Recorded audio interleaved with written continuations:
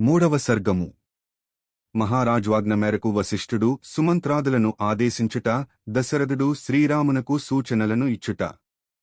ఆ సదస్సులందరూ అంజలి ఘటించి వేడుకొనగా దశరథ మహారాజు వారి ప్రార్థనను ఆలకించి వారికి ప్రియమైన హితకరమైన వచనములను ఇట్లు పలికెను. ఆహా! నా భాగ్యమే భాగ్యము! ప్రియమైన నా జ్యేష్ఠకుమారుని యువరాజుగా మీరు కోరుకునుట నాకు మిగుల ఆనందదాయకము అని పలికి, తనను అభ్యర్థించుచున్న ఆ బ్రాహ్మణులను మధుర వచనములచే సమ్మానించి సదస్సుల సమక్షమున వశిష్ఠవామదేవాది గురువులతో ఇట్లు వచించెను. చెట్లు చిగిర్చి పూలతో నిండియుండుటచే ఈ చైత్రమాసము మనోహరమై సర్వసుఖావహముగానున్నది. కనుక ఈ సమయము శ్రీరాముని యువరాజ పట్టాభిషేకమునకు మిక్కిలి అనువైనది. అందువలన తగిన ఏర్పాట్లను పూర్తి కావింపుడు. రాజు ఈ వాక్యములను పలికిన పిమ్మట జనుల జయజయ ధ్వనులు మిన్నుముట్టెను. క్రమముగా ఆ కోలాహలము సద్దుమణిగిన పిమ్మట దశరథ మహారాజు వశిష్ఠ మహర్షితో ఇట్లనెను. ఓ బ్రహ్మర్షి! శ్రీరాముని యువరాజ పట్టాభిషేకమునకై నిర్వహింపవలసిన పనులను గురించియు సిద్ధపరచవలసిన సంభారములను గూర్చియు నేడే ఆజ్ఞాపింపుడు. బ్రాహ్మణోత్తముడైన వశిష్ఠుడు దశరథుని పలుకులను విని రాజుగారి సమక్షమున అంజలి ఘటించి నిలబడియున్న సుమంత్రాది సచివులను ఉన్నతాధికారులను ఇట్లు ఆదేశించెను. బంగారము, వెండి మొదలగువానని వివిధములగు రత్నములను, పూజాద్రవ్యములను, వడ్లు, పెసలు మొదలగు ధాన్యములను, తెల్లని పూలమాలలను, పేలాలను, వేర్వేరు పాత్రలలో తేనెలను, నేతలను, తెల్లనివి అంచులుగలవియైన నూతన వస్త్రములను, రథమును, వివిధాయుధములను, చతురంగ బలములను, శుభలక్షణములుగల భద్రగజమును, వింజామరలను, ధ్వజమును, శ్వేతఛత్రమును, అగ్నిజ్వాలలవలే తళతళలాడుచున్న 100 బంగారు కలసములను, బంగారు తొడుగుల కొమ్ములుగల వృషభమును, పూర్తి వ్యాఘ్రచర్మమును రాజుగారి అగ్నికార్య గృహ సమీపమున రేపటి ప్రాతఃకాలమునకు చేర్చుడు. ఇంకను అవసరమగు గంధపుష్పాది వస్తువులను అన్నింటినీ అక్కడ సిద్ధపరచుడు. సమస్త రాజగృహముల ద్వారములను, నగరమునందలి సర్వగృహముల వాకిళ్లను ఘుమఘుమలాడు చందనగంధముల పూతలతో, చక్కని పూలమాలలతో అలంకరింపుడు. వాటికి సువాసనలను వెదజల్లు ధూపములను వేయుడు. వేలకొలది బ్రాహ్మణోత్తములకు సరిపోవునంతగా గడ్డ పెరుగుతో గూడిన దధ్యోదనములను, చిక్కని పాలతో సిద్ధమైన పాయసాన్నములను, ప్రశస్తములైన ఆహార పదార్థములను సిద్ధమోనర్పుడు. రేపు ప్రాతఃకాలముననే బ్రాహ్మణోత్తములను ముష్టాన్నములతో సత్కరించి వారికి సమృద్ధిగా నెయ్యి, పెరుగు, పేలాలు, దక్షిణలు సమర్పింపుడు. రేపు సూర్యోదయ సమయమున స్వస్తివాచనములు జరుగవలెను. కనుక బ్రాహ్మణులను అందరినీ ఆహ్వానింపుడు. వారికి సముచితములైన ఆసనములను ఏర్పాటు చేయుడు. నగరమునందలి ప్రతి గృహముపై పతాకములను ఎగురవేయవలెను. రాజమార్గమున కలాపి చల్లవలెను. తాళాది వాద్యములయందు కుశలురైన నటులందరనూ చక్కగా అలంకరించుకునిన వారకాంతలెల్లరనూ రాజభవనమునందలి 2వ కక్షయందు చేరియుండవలెను. దేవాలయములయందును వీధుల కూడళ్లయందును దేవతలను సేవించుటకై అన్నములను, మోదకములను, నైవేద్య పదార్థములను, పుష్పమాలలను, దక్షిణలను వేర్వేరుగా సిద్ధముగానుంచవలెను. యోధులెల్లరనూ పరిశుభ్రమైన వస్త్రములను ధరించి నడుముల యందు పెద్ద పెద్ద ఖడ్గములను దాల్చి రామాభిషేక రూపమైన అభ్యుదయ సమయమున మహారాజుగారి భవన ప్రాంగణమునందు నిలిచియుండవలెను. చక్కని నియమనిష్టాపరులైన ఆ వశిష్ఠవామదేవులు ఈ విధముగా రాజభవనమునందు పురోహితులు ఆచరింపవలసిన కార్యములను ఆదేశించిరి. రాజుగారి ఆమోదముతో దాసదాసీ జనులను అచటికి రప్పించిరి. తాము ఆదేశించిన పనులన్నీయును నెరవేరిన కారణముగా వశిష్ఠవామదేవులు మిక్కిలి హర్షపులకితులై రాజుగారికడకు చేరి, ఓ రాజా! మీ ఆనతిని అనుసరించి పనులన్నీయును పూర్తి చేయబడినవి అని పలికిరి.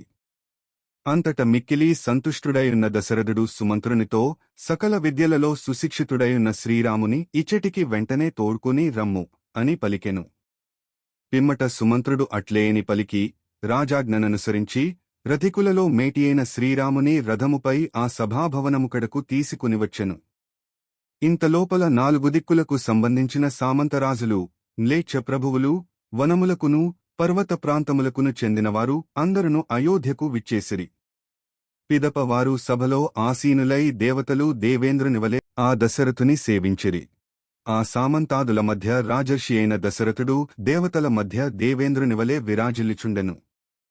రథముపై వచ్చుచున్న తన కుమారుని అతడు ఆ రాజభవనము నుండియే చూచెను. శ్రీరాముడు శౌర్యపరాక్రమములలో గంధర్వరాజతుల్యుడు, లోకమునందు పౌరుషమున అద్వితీయుడు, దీర్ఘబాహువు, గొప్ప బలసంపన్నుడు, మదపుటేనుగువలే గంభీరగమనుడు, చంద్రునివలే మనోహరమైన ముఖ సౌందర్యముగలవాడు, చూడముచ్చటైన అందచందములు గలవాడు, రూప సౌభాగ్యము చేతను ఔదార్యాది గుణములను బట్టియు సర్వప్రాణుల దృష్టిని ఆకర్షించుచు వారి చిత్తములను అపహరించువాడు, ఎండబాధకు గురియైన వారికి మేఘమువలె ప్రజలకు ఆహ్లాదమును గూర్చువాడు. అట్టి శ్రీరాముడు తనకడకు వచ్చుచుండగా తండ్రియగు దశరథుడు ఆయనను అదే పనిగా రెప్పలార్పక ఎంతగా చూచుచున్ననూ తనివి తీరకపోయెను. సుమంత్రుడు చేయూతనిచ్చి శ్రీరాముని ఆ మహారథము నుండి దింపెను.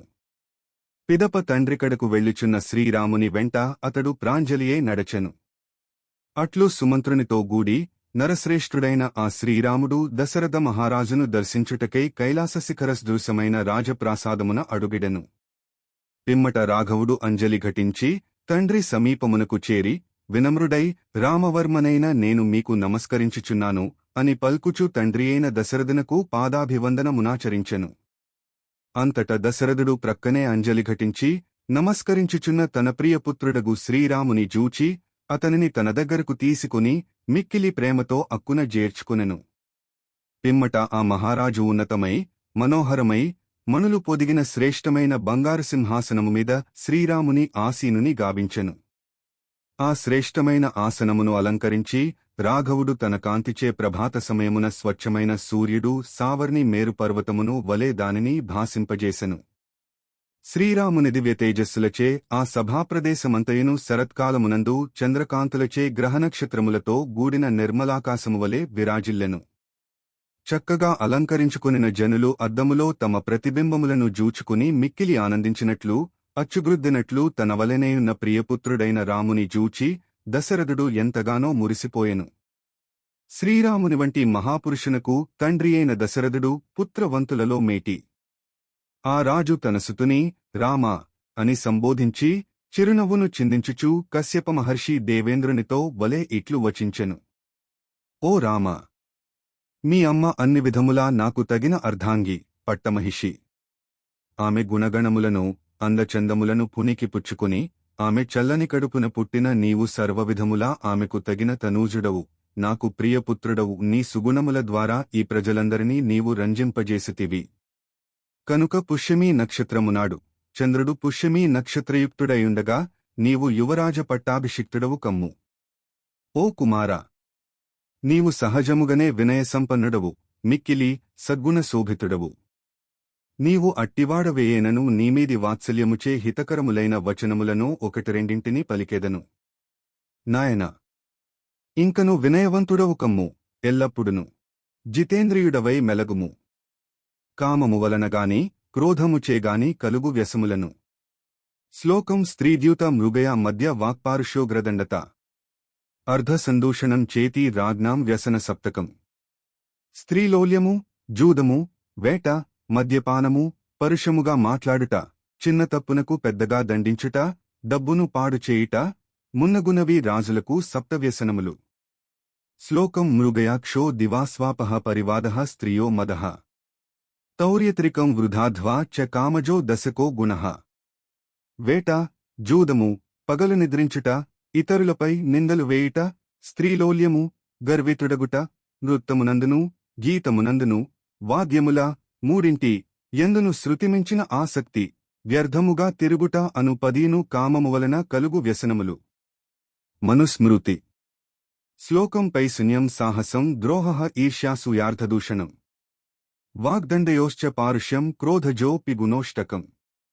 చాడీలు చెప్పుట, సజ్జనులను నిష్కారణముగా నిగ్రహించుట, బంధించుట, ఇతరులకు ద్రోహము తలపెట్టుట, ఇతరుల ఉన్నతిని జూచి ఈసు చెందుట, ఇతరుల గుణములను దోషములుగా చిత్రించుట, సంపదను వృధా చేయుట, కఠినముగా పలుకుట, దండించుట అను 8 క్రోధము వలన కలిగెడు వ్యసనములు. త్యజింపవలెను. పరోక్షముగా గూఢాచారుల ద్వారా నీ రాజ్య విశేషములను ఇతర రాజ్యముల విషయములను తెలుసుకుని తగిన విధముగా వ్యవహరింపుము. అట్లే ప్రత్యక్షముగా అనగా స్వయముగా ప్రజల నుండియు తదితరుల నుండియు వాస్తవములను ఎరింగి రాజ్యపాలన చేయుము. అమాత్యులను సేనాపతులను పురరక్షకులను పురవాసులు జానపదులు మొదలగు ప్రజలందరినీ రజింపచేయిచు పరిపాలింపుము.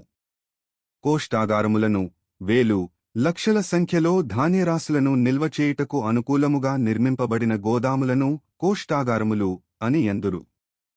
ఇంకను నవరత్నములను వెండి బంగారములను విలువైన వివిధములగు వస్త్రములను అమూల్యములైన ఆభరణములను పూర్తిగా భద్రపరచుటకై సిద్ధము చేయబడిన భవనములను కోశాగారములు అని ఎందురు.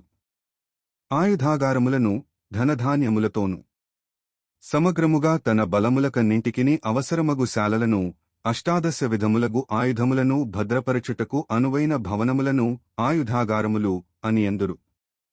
వివిధాయుధములతోను నింపుచు సామంతులు మొదలగు సప్తప్రకృతులకు. శ్లోకం స్వామ్యమాత్యో పురం రాష్ట్రం కోసదండౌ సుహృత్ తథా సప్తప్రకృతయో హ్యేత సప్తాంగం రాజ్యముచ్యతే మనుస్మృతి.